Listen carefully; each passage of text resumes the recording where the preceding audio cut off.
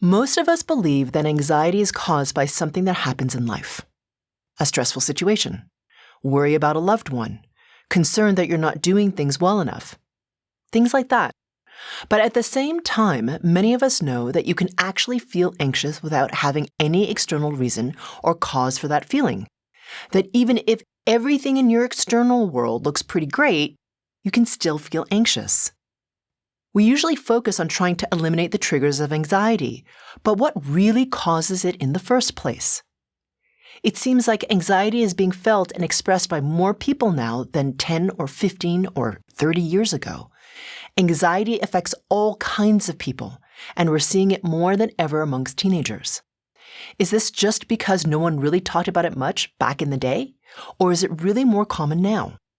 In this episode, we talk about what causes that feeling of anxiety from frequency perspective, why it's more widespread right now, and how to best address the root of anxiety. And after the discussion, we get to the most important part. The group frequency calibration associated with this episode is where the frequency work happens and where change actually occurs. So be sure to listen to that. Without releasing distortion patterns targeted by the GFC, the change you want will be more difficult to attain because you haven't addressed the root of the issue. If you like this episode, please help us out by hitting the like button and sharing this with someone who needs to hear this. It helps us to get our content to more people like you. My name is Karen Cheong, and today in Mastering Your World Through Frequencies, we're talking about anxiety. There seems to be an awful lot of people right now suffering from all sorts of things, but anxiety seems to be top of the list. Mm-hmm. And I know from a lot of mothers or teens that there's a lot of teenagers right now suffering from anxiety. Mm-hmm. And for a while there, we thought it was the workload that the schools were putting on them and this need to perform and need to be the best and all that kind of stuff. But it just seems to be a general malaise that's surfacing a lot. Mm-hmm. So I was wondering, from your point of view and from a frequency perspective, first of all, what is anxiety? Why does it happen? And then, is there something happening right now that is triggering this in more people than it typically would? Yeah, totally. So I just want to state from the very get-go that I am not a doctor and I'm not a psychologist and I'm not a psychiatrist. Okay, so I am not talking about it from the traditional perspective of Western medicine or Western psychology. And so this is purely from frequency perspective. Yeah. Now, if you haven't watched it yet, I would recommend watching episode 97, which is where I talk a lot about how our reality is created and how we create our physical bodies. So that's what you mean by rendering? Yes, that's what I mean by rendering. Mm-hmm. So as just a little quick snapshot, from my perspective, we have a spirit body, which is a sphere at arm's length all around us. Mm-hmm. It's of light. It projects into its center your physical body. Okay. Your brain is the projector of your reality, and your pineal gland is like the lens of that projector. Okay. So it's all a projection of an illusion. And the spirit body, like I said, is projecting the rendering. It's kind of like, in Star Trek back in the day, from the 60s or 70s or whatever it was. I can't really remember. But, they'd go into the little transporter thingies and then their little, they'd say like, beam me up, Scotty. And they'd kind of like render in wherever new world they were in, or they'd render back up in the Star Trek, whatever spaceship thing that they were in. Yeah. Okay, that's what you're doing, except it's within your spirit body. Okay. So you are rendering your physical body right in the center, just like you would render, a hologram. Okay, so you said we're rendering the physical body right in the center. Mm-hmm. So the center of what? What I mean by the center is the 0 point. Now, if you don't know what the 0 point is, I'd check out episode 151, where I go really into depth about what the 0 point is. But essentially, it is being very present in your body, centered in the present moment of linear time. What happens when you go up into your head and you're worried about the future is you're not in the present moment of linear time. You're worried about this future that isn't existing yet, except for in your own head. And we kind of can freak out a lot about that. I don't know if you noticed that. Your mind does not shut up. It's always like, what if this happens? And what if that happens? And what if I did this? And what if I did that? Right? And those thoughts pull us more and more into our head away from our center and we feel more and more anxious because we're starting to now be out of our center. Okay. And that anxiety, it can really like feed itself in a way, right? Because the thoughts speed up and because you are rendering, like I said, more and more out of your center, what happens in addition to things becoming more agitated, more thought-oriented, less in the body, less in the present moment of linear time, the thoughts can start to become darker in the sense of now it's worry. Now it's like, oh, but wait, maybe I'm being judged. Maybe I'm not worthy of this. And it gets darker and darker. And the more you render further out of your center, the darker those thoughts can become. So they can start to become depressive thoughts. They can also become suicidal thoughts, things that are really dark. So what I'm hearing then as you're talking is, first of all, when you're in your center and you're holding it in this present moment time or linear time, you can be in your body and be fully aware of your frequency resonance, your connection to pure source. But once you start to jump out of that center because the mind chatter gets too loud, okay, that's when you get pulled out the center. And what I also understand from a neurophysiological perspective is your body responds to your thoughts. So as you're having these scary thoughts, your body's prepping for flight or fight or hide or whatever the response is going to be. Exactly. Yeah. So it's bracing itself the whole time. Now you're being pulled even more out of your center. Yeah. Okay. And now the point of what you're saying as well, I think, I want you to correct me, is the more out of the center you get, does your frequency resonance drop as well? Then? Yes. So it's kind of like, imagine, have you ever seen like a top spin and it's like doing this? It's like vrr, vrr, vrr, and like, it just kind of gets more and more wonky the more it spins. It's kind of like that. Right. So when you come out of your center, it's kind of like you're feeling more and more out of control. And I think a lot of people can know what that feels like. They can relate to that. Yeah, I know. It feels scary. And it's like, I can't find my center. Like I feel out of control. And if you could find your center, then you'd be like, okay, everything's good.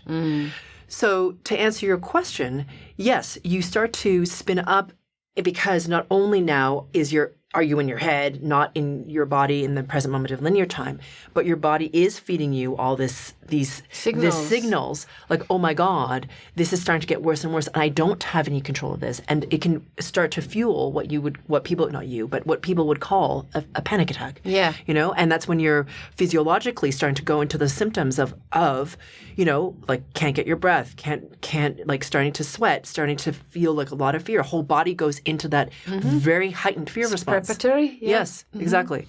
And you can't control it. And it feels like you're completely, I don't know how else to say it other than it feels out of control. Do you want to actually begin to clear the distortion patterns we're talking about? Then click on the link in the description below to get the free Group Frequency Calibration meditation specific to this episode. That's where the change actually happens. For people that recognize that they're getting caught up in that mind chatter, those mind thoughts that are pulling them at the center, what tool would you recommend, even just one right now for anybody watching this, what tool would you recommend that could pull them back in or at least closer to their center? So I have two. Okay. So you asked for one, I'm going to give you two. So one is to listen to a group frequency calibration because I always pull you into your center. And the second is to use your body. So, and if you can use those things together, that's amazing. So what do I mean by use your body? I mean to put yourself into a position of either physical exertion, like go run stairs, right? And it's interesting. I listened to an interview with Adele once who really struggles with anxiety. And she was doing something like working out 2 or 3 times a day during COVID because she was so anxious and she had an issue with alcohol. And so what she would do to feel better is she recognized that, wait a minute, when I work out, I don't feel anxious. And so she would do it not once, she would do it 2 or 3 times. And she actually lost a lot of weight doing it. So why does that work? Why did that work for her? Because like I said, if you put yourself into physical exertion, you can't be anywhere else other than present in your body because you're trying to catch your breath. You're trying to do the next rep. You're trying to just keep pedaling for the next 30 seconds. Whatever the thing is that you're doing, it doesn't matter. But that physical exertion is really key to bring you back into your center, present in the body. body in this moment in time. Now, if you can combine that with listening to a GFC, that's also really powerful because you have me doing that on frequency level for you, and you're also exerting. So some people, please don't do this on a bicycle. Like that's like a really bad idea, okay? Because you need to be a little bit more present than that when you're riding a bike because you're, moving at speed.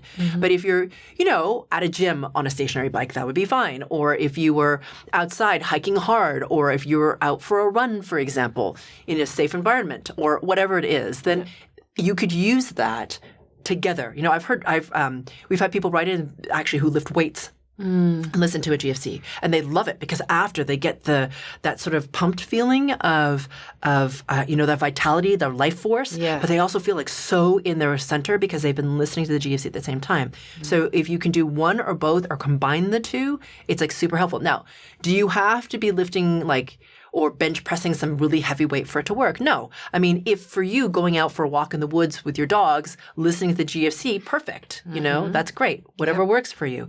But that would be my tips in terms of 2 things you can do really fast to bring you back into your center. Now, for some of you, you're going to really like it and you're going to want to do it for more and more time. So meaning instead of doing like a 20-minute workout, you might be like, oh, I really like the way this feels. It might be 30 one day or 40 or 45. So not only do you feel like physically good because you have all this life force running and you're feeling better because you're moving and we're meant to move our bodies, but emotionally and mentally you feel better. And then you're just more present. And because you are consistently doing it as a practice, you have more authority over your space, your frequency resonance, and that starts to combat that, like, I'm out of control. I'm out of control. You're like, no, actually, I am in control in the sense of I can bring myself into this present moment. I also think that dancing can be quite good for that as well. Oh, it's awesome. Especially if you have to use your head. Yeah. Right? If it's a line dance and you're like, wait, what? Is it the left foot? Is it the right foot? What? Wait, what?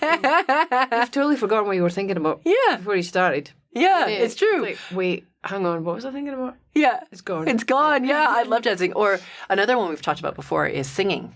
Because that's really good. And the thing about dancing, there are all these different programs now where you have to follow along, like Dance Revolution or whatever it is, but you can, you have to kind of think about where you're putting your feet. Yeah. I feel like that's really great. So whatever is helpful for you to bring you back into your body, it could be rock climbing for God's sake, right? Yeah. I mean, that's fantastic because you're really focused to be able to throw to the next hold. Yeah. So whatever it is that's your thing, right? These are just like a short list of whatever it is that you feel is helpful for you to bring you back into this present moment.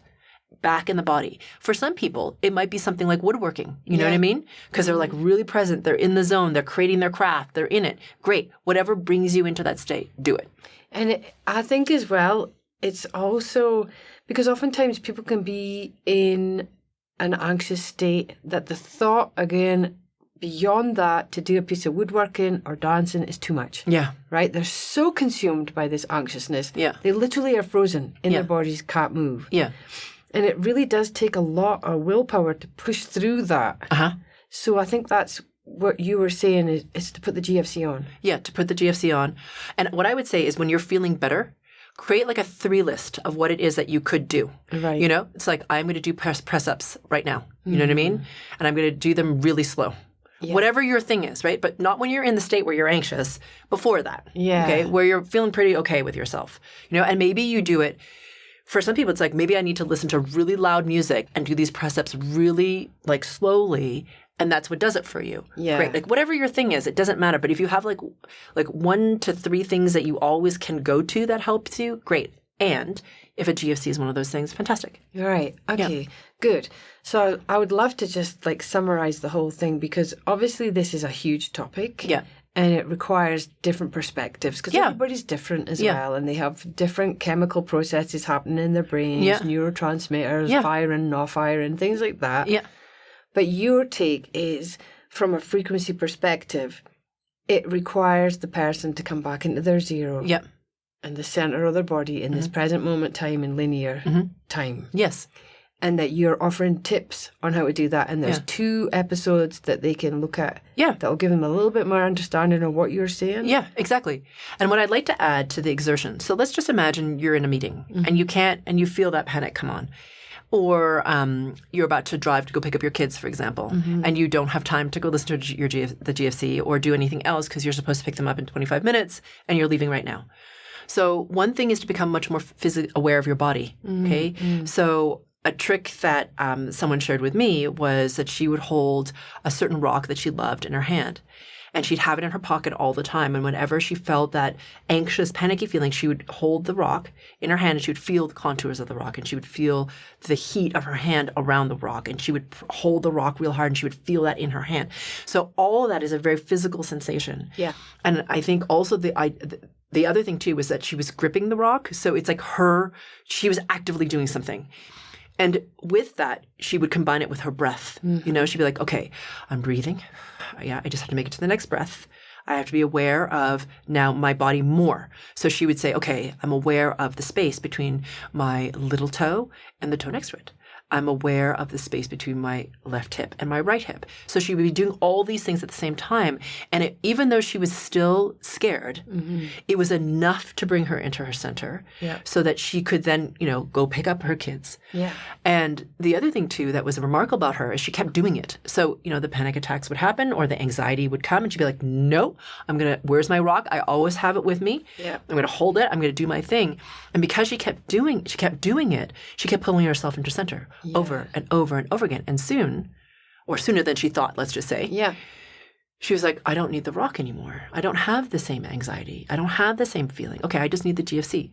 And then it became, okay, I don't need the GFC anymore. I can just be aware of where my body is. Yeah. Or, you know, and then what happened was because she kept doing all of it over and over again, and it was such like a relentless practice for her, which was amazing. Not only did she not feel anxious, but her circumstances started to radically change in terms of how her body was, her abundance, the opportunities that came in. So kind of like, she wasn't even looking for that. She was just like, please make the frickin' panic attack stop, you know? And so that is another helpful tip in case you can't, you know, in this particular moment, do 15 squats. Yeah. There's a way. I think that's a big thing that would be really lovely for the people listening to this episode to understand. There is a way through this. It's not the end. Yeah. And you do not have to suffer. Yeah. You can find ways, and you're offering a way. Yeah, exactly. Yeah. And for sure, like you said, I mean, especially if you want to do something like some kind of psychotherapy and frequency work together, do it, you know? So I never think that there's only one way. Yeah. Sometimes it's a combination of things that works really great for people. So great, do what calls to you and what you feel resonates with you. Take care of yourself. Now, you asked a question at the very beginning, why is this happening now? Yeah, I was just about to ask you, right, now that we've done that part, why do you think at this moment in particular, there seems to be so many more people suffering from this level of anxiety? Yeah, it's because of the disconnection in our digital devices, okay? And because what happens when you're when you're looking at a digital device, you're not present at all in your body. You've actually escaped into a different resonance, like a different world. I mean, everyone does it to their phones, right? Whether you're checking for WhatsApp messages, whether you're looking at your texts, whether you're on social media, death scrolling, whatever, or whether you're watching something on YouTube, it doesn't really matter. Yeah. You are not present in your body. You're looking at the thing. You're engaged with the thing. So you're not here anymore. And what happens is it's a false sense of connection. Yeah. Like social media gives you a false sense of connection because you're interacting, you're looking, you're, you know, all that stuff, which is, you know, great, except it's not true interaction. It's not like this kind of interaction when you're with somebody, present with them, sharing, you know, being in an emotional response to them, sharing a frequency resonance field, all that stuff. So my feeling is that digital devices, to a large degree, fosters disconnection and a sense of isolation. And like I said, you're not present in your body. So because you're not present in your body and you do it constantly over and over and over again, it's the same like what I was saying with the practice of coming into your body. Do it over and over and over again because you do it over and over again when you look at your phone. Yeah. You're constantly exiting, constantly exiting, constantly exiting. So true. So you have to, part of the reason I think with teens right now is that's how they're conditioned to socialize, which is like a false form of socialization and is really rampant. I think that's why a lot of people smoke a lot of pot right now or take a lot of edibles. I'm not busting on people doing it. If you need it, take it. But the problem with that is it's like, again, a false sense of like centeredness. I'm not saying it can't be helpful. It can be, for sure, right? But the problem is if you're using it as a crutch, now we have a problem. Yeah, because it's something external again. It's not coming back to that empowerment that you can do this. Yes. Right? Yes. It's this power is given to this thing called, let's call it an edible. Yeah. And that's what takes my anxiety away. Yeah. Yeah, exactly. Or you're microdosing and you're using something else. And I'm not suggesting that microdosing doesn't help people. It does. Yeah. Okay? It absolutely 100% does. Depending on the person and how they're using it, etc. And it can also become this really horrible crutch where you're not really dealing with the underlying emotional stuff that's causing you to microdose in the first place, or that's causing you to not want to be present in your body, or, that loneliness or the emptiness or whatever it is that you're feeling, or that disconnect that's there. It's not really addressing that. Yeah. So my point is, whatever you're using to also address the thing that causes that feeling in the first place. Yeah. And I feel like for a lot of people right now, a lot of people, like we'd mentioned, have been using whatever, edibles, something. But when they enter a place where they feel connected to life, it can totally change things. Yeah. Because it's remarkable how many people come on retreats and either they're a cigarette smoker or they use a lot of pot normally or whatever that is they're using. They'll be in a retreat, and because I'm pulling everyone into the center over and over again, and they're in community and they're in connection with themselves, they are in connection with the earth, they are more present in their bodies, they stop needing it. Yeah. It's remarkable. They just stop using it. And it's important, I think, here as well to just say, as we're talking about it, that you don't allow any of that stuff in your retreats. It's solely frequency work that you use. Yes. Yeah. Mm-hmm. There's none of that external support. And so I feel like we're at a time also where there's a lot of breakdown in the collective agreement of what the reality is. Yeah. Like there's so much polarity, there's so much divisiveness, there's so much agenda in media that people can't tell what's actually happening. And you and I could watch the same thing reported in very different ways, and our agreement over what is quote unquote real will not jive. Yep. And it's fascinating to me to watch this, because when you have that kind of breakdown in the collective agreement of what is actually happening in the reality, then you have like this fragmenting, and people really don't know what to do with themselves. Yeah. And I think in part that is what's causing such divisiveness in people. It's like you can't just share opinion anymore. Yes. It's like, no, the way I perceive the world is like this, and it only happens in this way. Yeah. And there's no acknowledgement that like perhaps someone else has a different perspective of exactly the same thing. And I can imagine if you're a teenager and you feel differently about something, you're going to be terrified to speak your truth. Yes. Because as teenagers are, they want to be accepted and feel like they belong. Yeah. And if you can no longer speak your truth because you're not going to feel accepted and belong into something, then you're going to shut down. Yes, right? of course. Or you don't even know what your truth is. And I know a lot of teenagers right now who they're like overwhelmed because like they don't know what their truth is. Yeah. They're searching for it. And what they see is just rancor. Like it's just horrible what they see. They're seeing people fighting about like ideals. There is war. Like it just seems like horrible. And they are like, why is the world like this? Yeah. What's the point of being here? Yeah. Why am I here? How can I change any of this? And so there's this growing feeling of discontent and disempowerment. Yeah. There's a wonderful thing that's happening on social media where there are outlets of social media where they actually are reporting good news. There's something called the good news movement. Yes. And there's like a whole bunch of different outlets like this where they actively are looking for stories of people doing good. Yeah. And things that uplift the heart and of people taking care of each other. Yes. And it's not just all divisiveness and I hate you and you suck because you're this way or you believe this. It's like, I don't know you, and because you're human and I'm a human, I'm going to help you. Yeah. It's amazing. I've seen that a lot in my community here as well, that a lot of the mamas have decided to get together and to start to talk about the anxiousness in their teens. And there's been lots of conversations. And we also have a couple of teenagers that have almost finished their studies in psychotherapy or whatever. And they're now starting to set up groups for teens to connect at an actual physical level and talk about things at a physical level. It's like, okay, there's good stuff coming from this. Oh, for sure. Yeah. And I think that community is really important right now. And I think however you find community, okay, so it's funny, people always, whenever I talk about community, they're like, oh my God, you're talking about a cult. I'm like, I'm not talking about our community. I'm talking about any community that you belong to, you know? So wherever you find community, whether it's because you like to bicycle and that's your community, it's like all you guys hang out and you bike ride together, or perhaps you're in a yoga community or whatever your thing is. Communities come up from any shared interest, really, isn't it? But the wonderful thing about community is that it is a chance for us to really connect because we're human. Yeah. We like connection. It's really important to us. I mean, they've done studies where if you don't touch a baby within, a certain number of hours of it being born, it will start to die. Yeah.